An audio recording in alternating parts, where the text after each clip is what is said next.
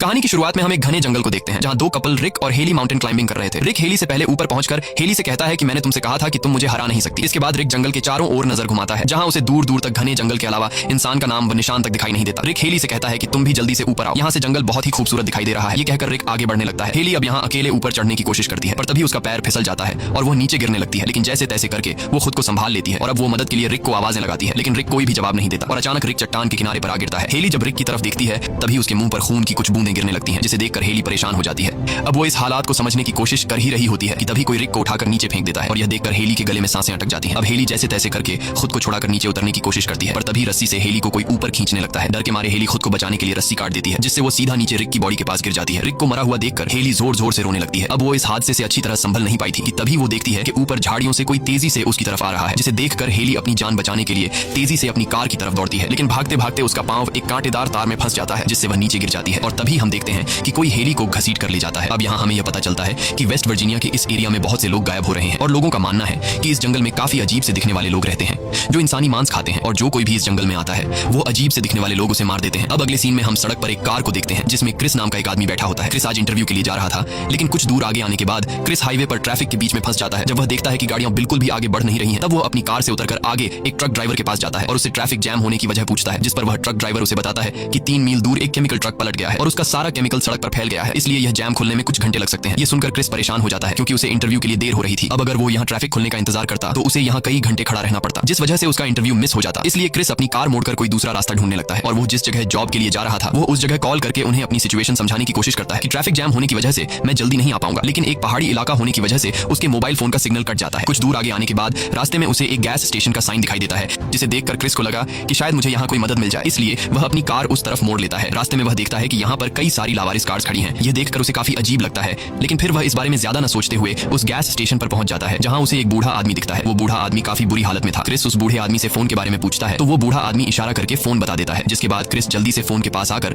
Company को call करने की कोशिश करता है पर तभी क्रिस को पता चलता है कि फोन खराब है। यह देखकर क्रिस और भी ज्यादा परेशान हो जाता है और तभी उसकी नजर वहां लगे एक मैप पर पड़ती है जहां उसे शहर जाने के लिए एक कच्चा रास्ता दिखाई देता है जो आगे जाकर हाईवे से मिलती थी, जिसके बाद क्रिस अपनी कार में बैठकर उस सड़क पर निकल पड़ता है। अब कुछ देर चलने के बाद उसके सामने 2 रास्ते आते हैं। क्रिस को कुछ समझ नहीं आ रहा होता कि मुझे कौन सा रास्ता चुनना चाहिए, इसलिए वह कुछ देर तक सोचता है और फिर वह जंगल के बीच में से गुजरने वाले रास्ते को चुनता है क्योंकि उसे लगा कि यह रास्ता शॉर्टकट है जिससे वह जल्द ही शहर पहुंच जाएगा, लेकिन उसे पता नहीं था कि वो इस रास्ते को चुनकर अपनी लाइफ की सबसे बड़ी गलती करने जा रहा है। आगे जाते ही उसे रास्ते पर एक मरा हुआ हिरण दिखाई देता है, जिसे देखने के चक्कर में उसका रोड पर से ध्यान हट जाता है और सामने एक कार से उसका एक्सीडेंट हो जाता है। लकीली इस एक्सीडेंट में क्रिस को ज्यादा चोट नहीं आती और जिस कार से क्रिस टकराया था वो कुछ स्टूडेंट्स की थी जो जंगल में घूमने के लिए आए थे। क्रिस सबसे पहले उनसे माफी मांगता है और कहता है कि तुम लोगों का जितना भी नुकसान हुआ है मैं उसके पैसे देने को तैयार हूँ। इसके बाद क्रिस उनसे पूछता है कि तुम लोगों ने अपनी कार रास्ते में क्यों पार्क की थी, जिस पर जैसी नाम की एक लड़की जवाब देती है कि सड़क के बीच किसी ने कंटीली तार बिछा दी थी जिससे उनकी कार का टायर पंक्चर हो गया और टायर को देखकर पता चल रहा था कि यह इत्तेफाक से नहीं हुआ बल्कि किसी ने जानबूझकर सड़क पर कंटीली तार बिछाई थी। अब ये लोग क्रिस की कार में भी बैठकर यहाँ से नहीं निकल सकते थे क्योंकि एक्सीडेंट की वजह से क्रिस की कार भी खराब हो चुकी थी और अब ये लोग यहाँ फंस चुके थे। तब जैसी कहती है कि पीछे एक गैस स्टेशन है जहाँ हमें फोन मिल सकता है, लेकिन क्रिस कहता है कि मैं अभी वहाँ से आया हूँ, वहाँ का फोन खराब हो चुका है इसलिए हमारा वहाँ जाना फजल है। जिसके बाद ये लोग आगे जाने का डिसाइड करते हैं और सोचते हैं कि शायद आगे उन्हें हेल्प मिल जाए। आगे जाने से पहले ये लोग एवन और फ्रांसिन को कार के पास छोड़ देते हैं ताकि ये दोनों गाड़ी के अंदर रखे गए सामान का ध्यान रख सकें। आगे बढ़ते हुए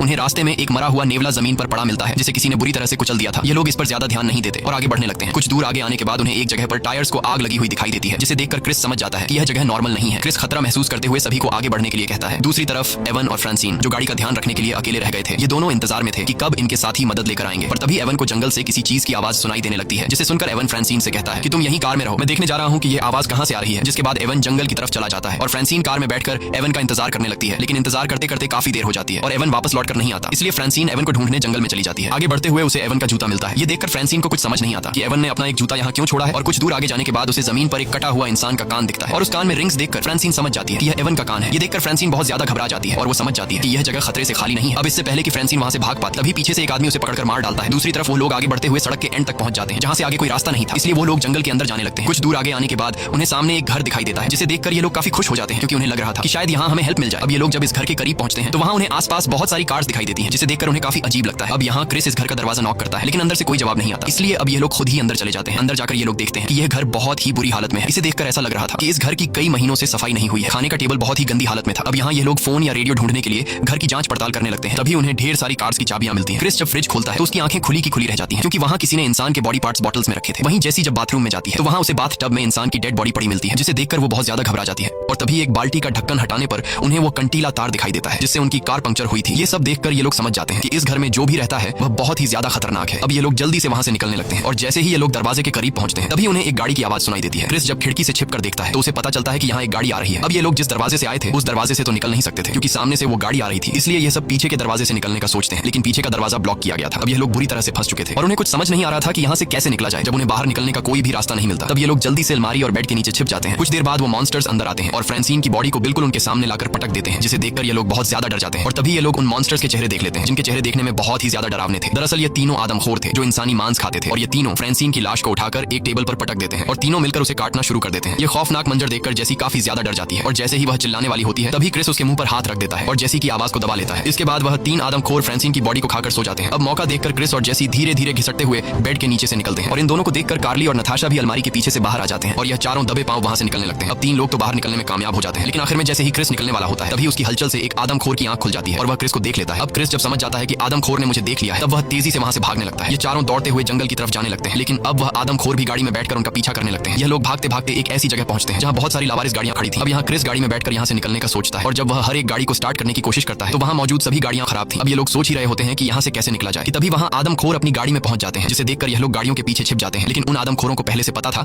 कि वह लोग गाड़ियों के पीछे छिपे हैं, इसलिए यह तीन आदमखोर उनकी तरफ बढ़ने लगते हैं। अब यहाँ क्रिस के दिमाग में एक आइडिया आता है। वह अपने साथियों से कहता है कि मैं यहाँ से भागकर उनका ध्यान भटकाऊंगा और जब वह लोग मेरे पीछे लग जाएं तब तुम लोग उनकी गाड़ी चुरा लेना। अब प्लान के मुताबिक क्रिस चिल्लाते हुए उनका ध्यान अपनी तरफ करता है और सीधा जंगल की तरफ भागने लगता है, लेकिन तभी एक आदमखोर सीधा उसके पैर पर शूट कर देता है जिससे क्रिस नीचे गिर जाता है। अब वह आदमखोर क्रिस को मारने के लिए आगे बढ़ते हैं। तब कार्ली क्रिस की जान बचाने के लिए दूसरी तरफ भागने लगता है, जिससे आदमखोर उसे देख लेते हैं और अब आदमखोर कार्ली के पीछे लग जाते हैं। मौके का फायदा उठाते हुए जेसी और नताशा जल्दी से क्रिस को उठाकर उन आदमखोरों की गाड़ी के पास ले आते हैं। अब वह तीनों जल्दी से गाड़ी में बैठकर वहां से निकलने लगते हैं और जंगल में अपने साथी को ढूंढने लगते हैं। कुछ दूर आगे जाने के बाद उन्हें कार्ली दिखाई देता है, जिसके लिए यह लोग अपनी गाड़ी रोक लेते हैं और कार्ली को चिल्लाकर जल्दी से गाड़ी में बैठने को कहते हैं। कार्ली भी दौड़ते हुए उनकी तरफ आने लगता है, लेकिन तभी पीछे से एक तीर आकर कार्ली के सीने के आर पार चला जाता है। अपने साथी को मरता हुआ देखकर ये लोग बहुत ज्यादा मायूस हो जाते हैं और तभी वह आदमखोर क्रिस पर भी तीर बरसाने लगते हैं। अब अपनी जान बचाने के लिए ये लोग जल्दी से वहां से निकल जाते हैं। कुछ दूर आने के बाद ये लोग देखते हैं कि उन आदमखोरों ने रास्ते में एक बड़ा पेड़ रखकर रास्ता ब्लॉक कर दिया है, इसलिए अब ये लोग पैदल ही जंगल में आगे बढ़ने लगते हैं। कई घंटों से पैदल सफर करने के बाद ये लोग थक जाते हैं, जिस वजह से ये लोग एक जगह बैठकर आराम करने लगते हैं। अब रात भी होने वाली थी और उन्हें कुछ समझ नहीं आ रहा था कि रात कहां बिताई जाए, क्योंकि अगर वह यहीं जंगल में सोते तो वह आदमखोर उन्हें ढूंढकर मार देते। इसलिए यह लोग फिर से एक सेफ जगह की तलाश में निकल पड़ते हैं और तभी नताशा को लकड़ी का बना हुआ एक टावर दिखाई देता है। टावर को देखकर उन्हें रात बिताने के लिए एक सेफ जगह मिल जाती है। इसके बाद यह लोग उस पर चढ़ जाते हैं। ऊपर टावर से जब वह देखते हैं तो उन्हें चारों तरफ दूर दूर तक जंगल दिखाई देता है। टावर की जांच पड़ताल करने पर इन्हें एक फ्रस्ट्रेटेड किट मिल जाती है, जिससे नताशा क्रिस के पैर में पट्टी कर देती है। वहीं उन्हें एक रेडियो भी मिलता है, जिससे ऑन करके यह लोग बाहर की दुनिया से कांटेक्ट करने की कोशिश करते हैं, पर उन्हें कोई भी जवाब नहीं मिलता। इस बीच क्रिस देखता है कि वह तीन आदमखोर उन्हें ढूंढते हुए टावर के पास पहुंच गए हैं। उन्हें देखकर यह लोग चुपचाप बैठ जाते हैं और उनके जाने का इंतजार करते हैं, पर तभी कोई रेडियो पर उन्हें जवाब देता है, जिसकी आवाज नीचे मौजूद तीन आदमखोर सुन लेते हैं और वह समझ जाते हैं कि यह लोग ऊपर टावर में छिपे हैं। जिसके बाद आदमखोर ऊपर टावर पर चढ़ने लगते हैं। अब अपनी जान बचाने के लिए क्रिस टावर में अंदर आने का रास्ता ब्लॉक कर देता है। अब कुछ देर तक शांति हो जाती है और उन्हें लगने लगता है कि शायद आदमखोर यहाँ से चले गए, पर तभी इनके टावर में धुआं होने लगता है, जिससे उन्हें पता चलता है कि उन आदमखोरों ने टावर को आग लगा दी है। अब ये लोग बुरी तरह से फंस चुके थे और उन्हें अपनी मौत दिखाई देने लगती है। क्रिस कहता है कि अगर हम यहाँ रहे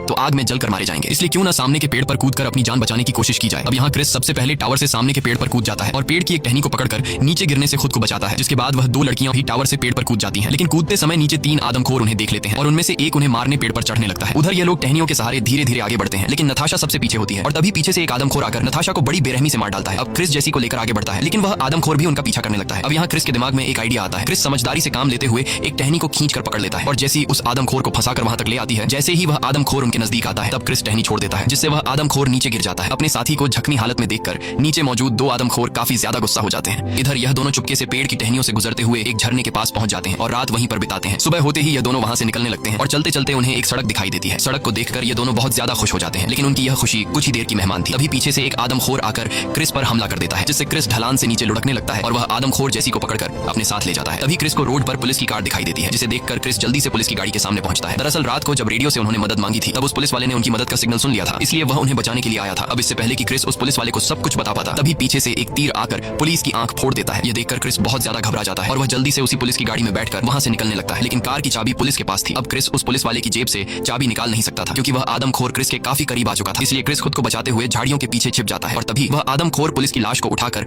गाड़ी में डाल देता है और जैसे ही वह गाड़ी को स्टार्ट कर वहां से जाने वाला होता है तभी क्रिस जल्दी से उसकी कार के नीचे आकर कार को कसकर पकड़ लेता है। जिसके बाद आदमखोर कार को अपने घर की तरफ ले जाने लगता है। वहीं उन्होंने जेसी को घर पर बांध रखा था और अब यह लोग जेसी को जिंदा पकाने वाले थे। तभी बाहर वह दूसरा आदमखोर भी आ जाता है, जिसके गाड़ी के नीचे क्रिस छिपा हुआ था। वह आदमखोर उस मरे हुए पुलिस की बॉडी को उठाकर घर के अंदर ले जाता है और ये लोग उस पुलिस की बॉडी को काटकर उसके टुकड़े बना लेते हैं। इसके बाद एक आदमखोर चाकू उठाकर जेसी को मारने के लिए आता है और तभी क्रिस उनके दरवाजे पर आग लगा देता है और जैसे ही वह आदमखोर दरवाजे की तरफ जाता है तब क्रिस फुल स्पीड से कार घर के अंदर घुसाकर उस आदमखोर को कुचल देता है। इसके बाद क्रिस दूसरे आदमखोर पर हमला करके उसे भी बुरी तरह घायल कर देता है और जल्दी से जेसी को आजाद करने लगता है। लेकिन तभी पीछे से एक आदमखोर आकर क्रिस को उठाकर पटक देता है और एक कुल्हाड़ी से क्रिस पर जानलेवा हमला करने लगता है। और जैसे ही वह आदमखोर क्रिस को मारने वाला होता है तभी जेसी हिम्मत जुटाकर एक तीर सीधे उस आदमखोर के सिर के पीछे मारती है, जिससे वह आदमखोर नीचे गिर जाता है। अब ये दोनों जैसे ही घर से बाहर निकलने वाले होते हैं तभी एक दूसरा आदमखोर क्रिस पर हमला कर देता है। लेकिन अब जेसी भी क्रिस के साथ मिलकर उस आदमखोर से लड़ने लगती है, इसलिए वह आदमखोर उनके सामने कमजोर पड़ जाता है। और तभी जेसी जल्दी से एक कुल्हाड़ी उठाकर उस आदमखोर के सीने पर वार करके उसे नीचे गिरा देती है। और अब जैसे ही यह लोग घर से बाहर निकलने लगते हैं तभी वही आदमखोर जेसी का पैर पकड़ लेता है, लेकिन जेसी उससे खुद को छुड़ा लेती है और वो दूसरा आदमखोर जिसके सर के पीछे तीर लगा था वह भी दोबारा उठने लगता है। ये आदमखोर मरने का नाम ही नहीं ले रहे थे। अब क्रिस और जेसी जल्दी से उस घर से बाहर निकल जाते हैं। यहाँ क्रिस के पास बंदूक में सिर्फ एक ही गोली बची होती है, इसलिए क्रिस समझदारी से काम लेते हुए उस पुलिस वाले की कार के पीछे लगी गैस टैंक को शूट कर देता है, जिससे उस पूरे घर में ब्लास्ट हो जाता है और फाइनली उस घर में मौजूद आदमखोर आग में जलकर मारे जाते हैं। इसके बाद क्रिस और जेसी उन्हीं आदमखोरों की गाड़ी में बैठकर वहां से निकल जाते हैं और सीधे उस गैस स्टेशन पर पहुंचते हैं, जहां क्रिस सामने लगे मैप को फाड़ देता है। क्रिस ऐसा इसलिए करता है क्योंकि वह नहीं चाहता था कि इस मैप को फॉलो करते हुए जो कुछ उसके साथ हुआ वह किसी और के साथ ना हो और कोई भी दोबारा इस रास्ते पर ना जा सके। इसी के साथ ये कहानी खत्म हो जाती है। अगर आपको ये वीडियो अच्छी लगी हो तो हमारे चैनल को सब्सक्राइब और वीडियो को लाइक जरूर कीजिए और अगर आपको इस मूवी का सेकंड पार्ट देखना है तो कमेंट में पार्ट 2 लिखें।